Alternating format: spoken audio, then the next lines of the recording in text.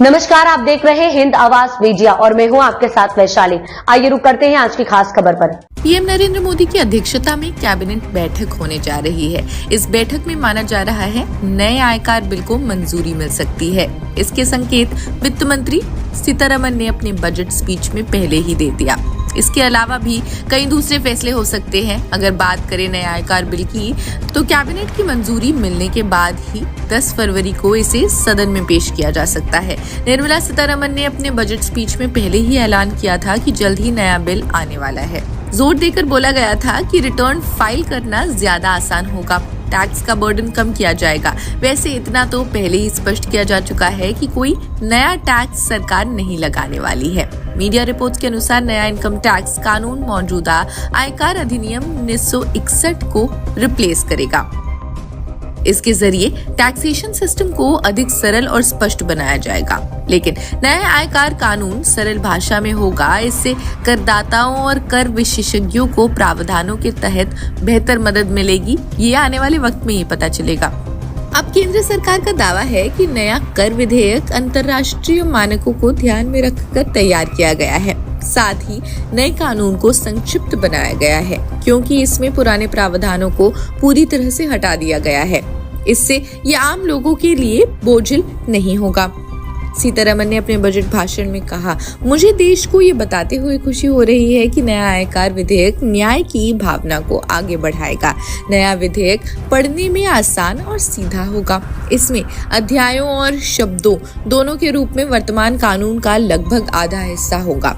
करदाताओं और कर प्रशासन के लिए इसे समझना आसान भी होगा।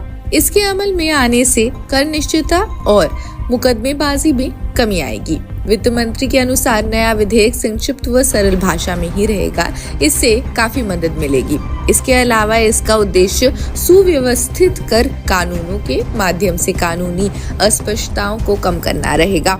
साथ ही इसे इस तरह से तैयार किया गया है कि अंतर्राष्ट्रीय मानकों के अनुरूप रहे।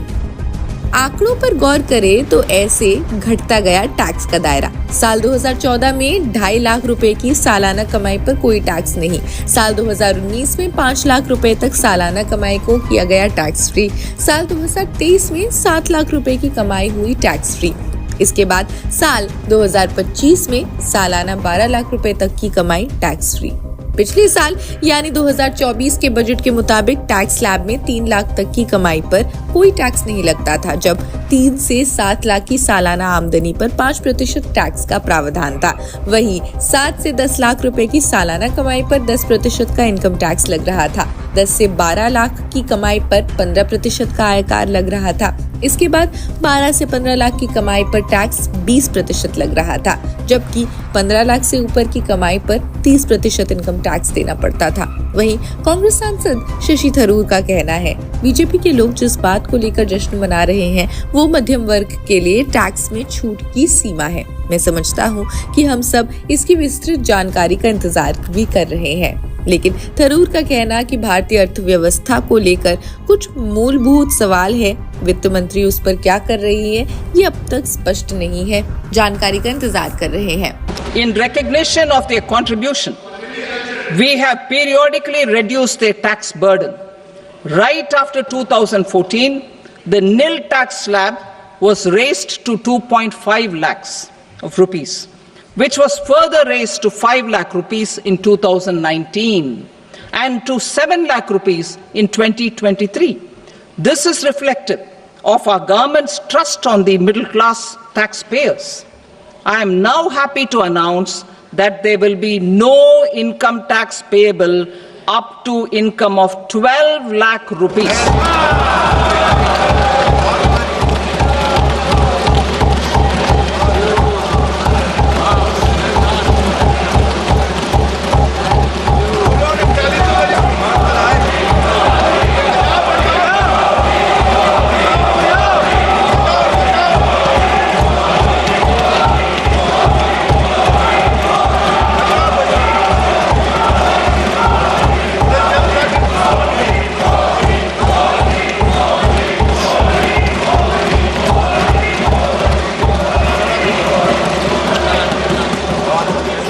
So, average income of 1 lakh per month other than the special rate income such as capital gains under the new regime.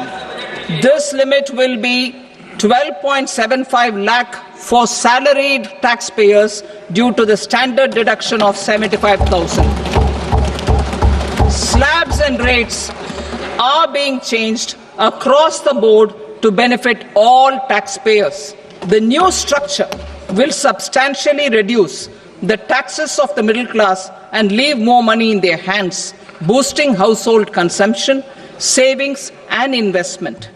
In the new tax regime, I propose to revise tax rate structures as follows. 0 to 4 lakh rupees nil, 4.8 lakh rupees to 4 to 8 lakh rupees 5%, 8 to 12 lakh rupees 10%, 12 to 16 lakh rupees 15%, 16 to 20 lakh rupees 20%, 20 to 24 lakh rupees 25%, and above 24 lakh rupees 30%. To taxpayers up to 12 lakh of normal income other than special rate income such as capital gains. I read that again. To taxpayers up to 12 lakh of income other than special rate income such as capital gains, tax rebate is being provided in addition to the benefit due to slab rate reduction in such a manner that there is no tax payable by them. खैर, इस खबर में बस इतना ही। बाकी इससे जुड़ी सभी अपडेट्स के लिए आप देखते रहिए जनसत्ता। अब तक के लिए इतना ही। वीडियो को लाइक और शेयर करें और चैनल को सब्सक्राइब करें।